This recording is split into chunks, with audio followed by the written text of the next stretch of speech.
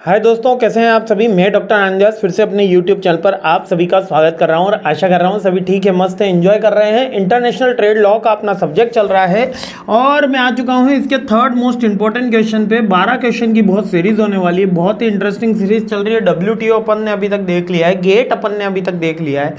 Third question पे हमला बोलते हैं। थर्ड क्वेश्चन क्या है, देखिए WTO से एक क्वेश्चन और निकल कर आ रहा है, वो है WTO के सामने जो डिस्प्यूट सेटलमेंट सिस्टम होता है। मींस के जो WTO के सामने कोई दो कंट्रीज आपस में झगड़ा है कि सर ये हमारा नहीं है, हमारा ट्रेड है, ये हमारा एक्सपोर्ट ज़्यादा कर रहे हैं या हम पे टैरिफ ज़्यादा लगा रहे हैं या हम पे ये पर्टिकुलर प्रोडक्ट के ऊपर इसमें फ्री ट्रेड अवेलेबल नहीं करा रहे, फ्री नेशन को मीन्स मोस्ट फेवर्ड नेशन को ज़्यादा प्रोत्साहन दे रहे हैं, कुछ भी एनीथिंग काइंड ऑफ डिस्प्यूट अगर दो कंट्रीज़ के बीच में इमर्ज होता है और वो WTO के पास में आती है तो उनको कौन कौन से चैलेंजेस आते हैं। सबसे पहला चैलेंज हर कानून व्यवस्था का होता है, वो होता है कि यहाँ पर प्रॉपर अपॉइंटमेंट ना होने के कारण थोड़ा सा डिले होता है जजमेंट के अंदर। जैसे भारतीय जज की जो प्रणाली है, भारतीय कानून व्यवस्था है, उसमें भी डिले होता है, इसी तरीके से यहाँ पे भी डिले होता है।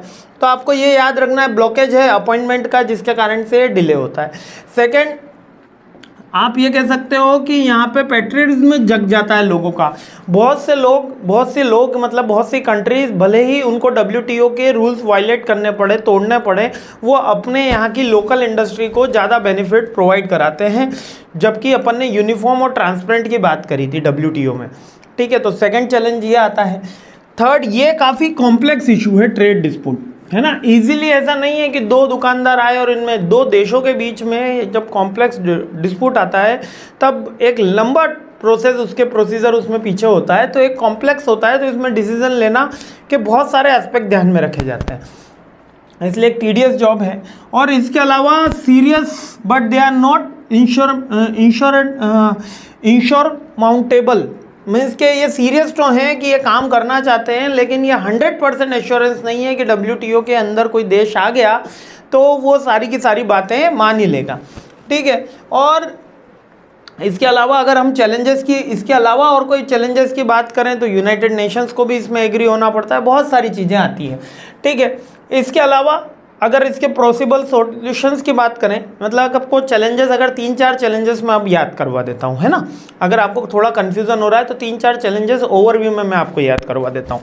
सबसे पहला चैलेंज आता है WTO के पास में कि एक तो देशभक्ति जग जाती है, जिससे जो मोस्ट फेवर्ड नेशन है या डोमेस्टिक इंडस्ट्री है उसको मोर बेनिफिट पहुंचा देती है वहां की गवर्नमेंट, ठीक है। सेकंड, ये कॉम्प्लेक्स है। थर्ड, इसके अंदर जो जजेस की अपॉइंटमेंट है वो डिले होती है, जिस कारण से ये लॉन्ग प्रोसेस है क्योंकि डिस्प्यूट ज़्यादा आते हैं। और 100% इंश्योरेंस नहीं है, 100% मीन्स की गारंटी नहीं है कि इसका फॉलो अप ही किया जाएगा। जैसे कि आज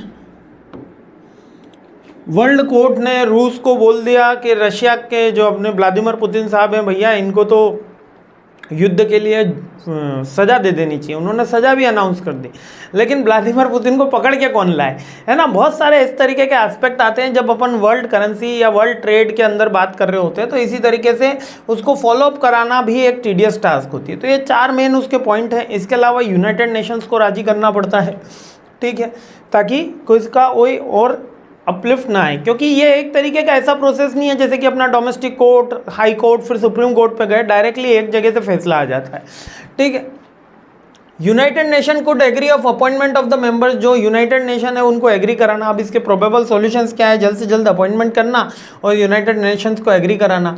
सारी कंट्रीज़ को थोड़ा सा कंफर्म कराना कि आप अपने यहाँ पर जो WTO के रूल्स हैं, रेगुलेशन है, वो स्ट्रिक्टली फॉलो करें, है ना। और सब कंट्री एक साथ वर्क करें सिंप्लीफिकेशन ऑफ द रूल के लिए। और फ्यूचर डिस्प्यूट सेटलमेंट सिस्टम आए उससे पहले एक आर्बिट्रेज करा दिया जाए या ऐसी कोई संस्था बना दी जाए जो डायरेक्ट WTO में रिपोर्ट करने से पहले एक वहाँ पर मीडिएटर की भूमिका निभा के वो सारे काम कर सके।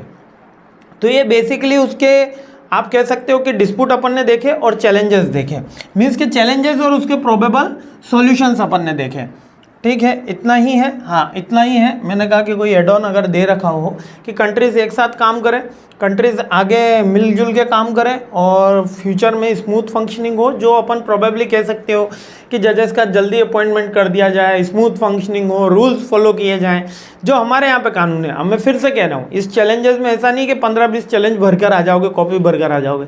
5-6 चैलेंज खूब है और 5-6 चैलेंज इसका प्रोबेबल सॉल्यूशन भी देना है ना। अगर कोई पूछ लिया जाता, कल एक बच्चे का क्वेश्चन बड़ा अच्छा आया था कि सर WTO और गेट में डिफरेंस पूछ लिया गया तो क्या डिफरेंस लिख देने से काम हो जाएगा? आपको थोड़ा थोड़ा मीनिंग जरूर लिख के आना है, मीन्स के क्योंकि क्वेश्चन तो एवरेज आपको जो है कॉपी तो भरनी ही है, तो इसमें आपको लिख कर भी आना है। ऐसा नहीं है कि वहाँ पे अगर मैंने डिफरेंस आपको 5-6 डिफरेंस ही बताया तो आप 5-6 ही लिख कर आ जाओ, थोड़ा सा उसके बारे में भी डिटेल आपको लिख कर आनी। तो जैसे जहाँ पे WTO का मीनिंग भी आप लिख सकते हो और उसके बाद चैलेंजेस भी लिख सकते हो, तो ये सारी की सारी आपको चीज़ें लिखनी है। नेक्स्ट क्वेश्चन पे मिलते हैं, जल्द से जल्द ये सीरीज़ कंप्लीट करते हैं। जय हिंद।